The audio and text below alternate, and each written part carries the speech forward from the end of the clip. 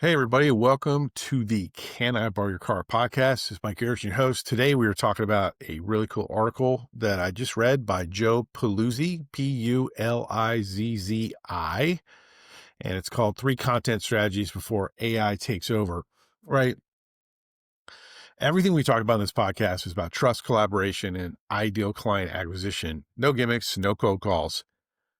I got to talk about this article. A couple of things that really struck me is Joe is saying it's about 3 years before AI takes over all content creation. And I think that's being very conservative, or the vast majority of it. I think it's really coming. And AI is going to basically control most of how average companies get the attention of and acquire the business, or at least opportunities to acquire business from clients, because clients are going to be using AI more and more.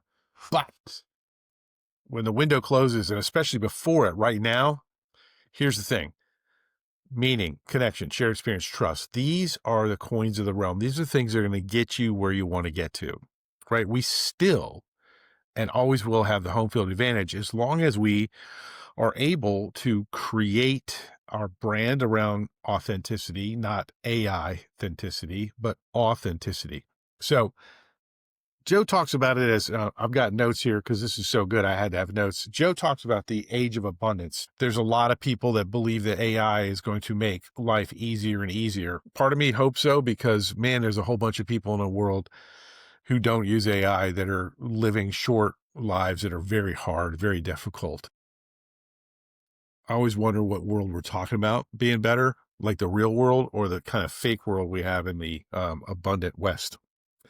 But here's the thing: like, when AI takes over content creation, when AI makes things easy, what's not easy? What's not easy are things you can't buy: relationships, trust. And Can I Borrow Your Car? We had this methodology around being a safe driver, but also growing a business through marketing has soul, meaning your soul. You're what's individual. You're what's unique. You're what's powerful. And trust is our real currency, because that's the secret to being able to acquire ideal clients by referral, to grow a business that is different. And it's trust. And that's what Can I Borrow Your Car is about. How do we mitigate risk? How can we both enhance and protect trust between multiple parties in any given relationship dynamic?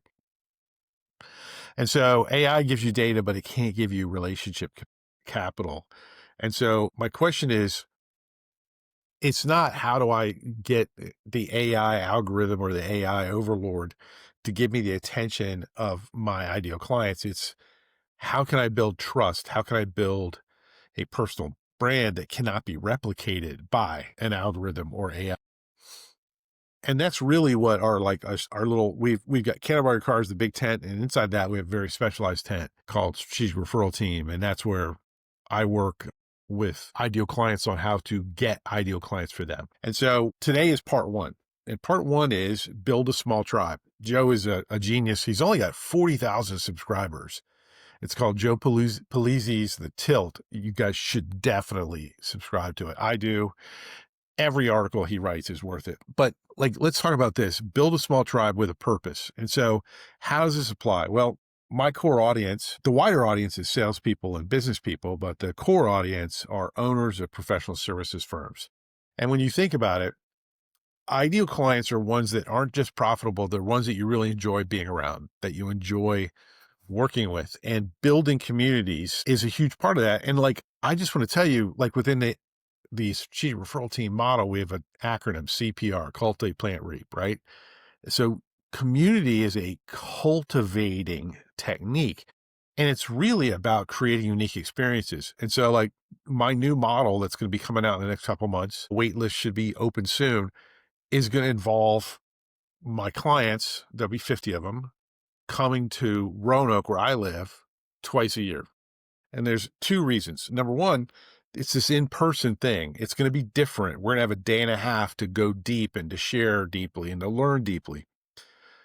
But there's also a story in it, because I can't, because of my family situation with my son with profound autism, my days of being able to travel at the current level or the past level are not tenable, right? And so these clients that choose to work with me are also choosing to embrace my story and choosing to be a part of helping me to grow a great business, to provide for my son and my family, and also to gain some pleasure from knowing that they are, by coming to me and working together, that they are helping another person. And so I'm providing, out of not desperation, but out of need, I'm providing a way to have a community with deep meetings. So there's a story around, we're getting in person, we're doing stuff. That's good. We can all do that. But the actual model is designed around a really profound challenge that myself and my family face. And I am explicitly letting people know that if they're going to be a client of mine, that they're going to be a part of that story for as long as they want to be, but that you're going to be a part of that story. And that story involves them traveling to me. Right. So another way to ask or to look at this for you, like action step for you right now, is this: who are the 10 people who already trust you enough to talk about you effectively when you're not in the room? And what does that talking about look like? Right. And so I I do believe in scripting because it helps us get past the awkwardness of first saying something. But scripting is a preparation technique. It is not a delivery technique. And so fundamentally, the more time you can spend in different types of conversations with your key people, the better training they have on how to introduce you, because the better they know you. At the end of the day, that's like Mike's expression, at the end of the day, your best referrals, those ideal client opportunities, whether at the top of the funnel on their social or whether they're like, hey, this person needs help right now. Those opportunities need to be propelled by an evangelistic belief that you are worth meeting, whether that person buys or not. That your humanity, your willingness to help other people. Because remember, the macro strategy is always, I love referrals. How can I help you? We are givers first, right? And even if we don't feel comfortable in the beginning, we're givers first, so that we can become comfortable and we can become not only good at giving, but that giving process can transform you. Like, there's a reason why this is marketing with a soul. And it's because this type of marketing, this type of giving, this type of intentional care for human beings doesn't just produce results on a spreadsheet. It builds your heart. It builds you. Why would you choose to base your own efforts on anything other than something that can grow your business and grow your soul? So what do we need to do? We need to create experiences, not emails. You need to hold small roundtables. I've been talking about this for 2 years. Shoot, Chris Snyder, author of Walking to Destiny, kind of the book on exit planning, and honestly, one of the best books on consulting, right? If you want to understand how to consult with business owners, you need to understand the challenges business owners face with growing and selling their company, right? But Chris talked explicitly in the SEPA program, the Certified Exit Planning Advisor, which is through the Exit Planning Institute. Very honored to be a part of that community in multiple levels. I mean, honored. But Chris talked about roundtables 3 years ago when I was going through my first SEPA program. It's 3, maybe it's going on 4. Good gracious, it's been fast. And these roundtables are where you get elbow to elbow, chest to chest. Remember, we do H2H, hand to hand, meaning human to human, right? Not hand to hand fighting, but human to human. That's what we're doing here, right? And so small little roundtables, low friction, low scripting. These roundtables are where we build things. It's so funny. Like back in the day when I was a BNI executive director and I owned franchises and had partners and we did stuff all over the world, right? Back in the day, it was so funny.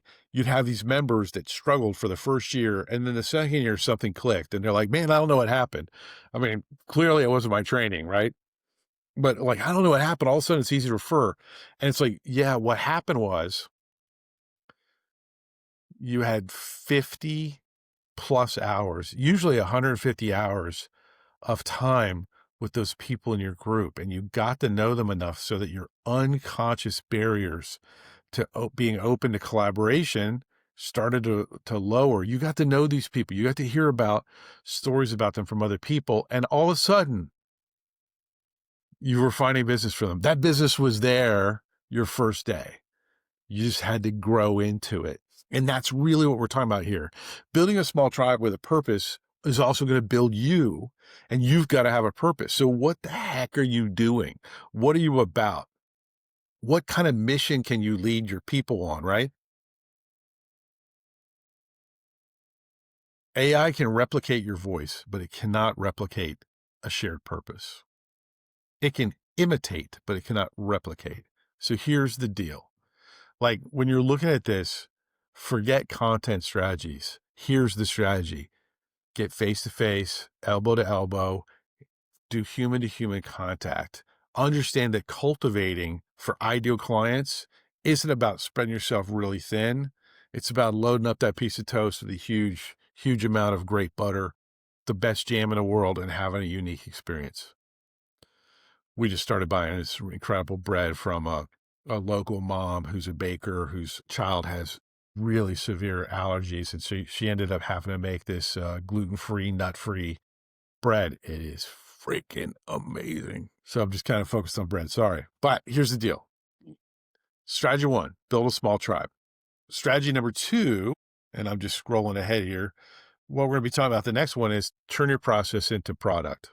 And what that means is the way you sell becomes what people buy. Not what you sell, but the way you sell, the way you do it. So this is, it's been fun. Let me know your questions, comments, concerns. I love the haterade, but I also would cherish your referrals. If you know owners of professional services companies that want to grow while being human, that want to grow their soul while growing the bank account, send them our way.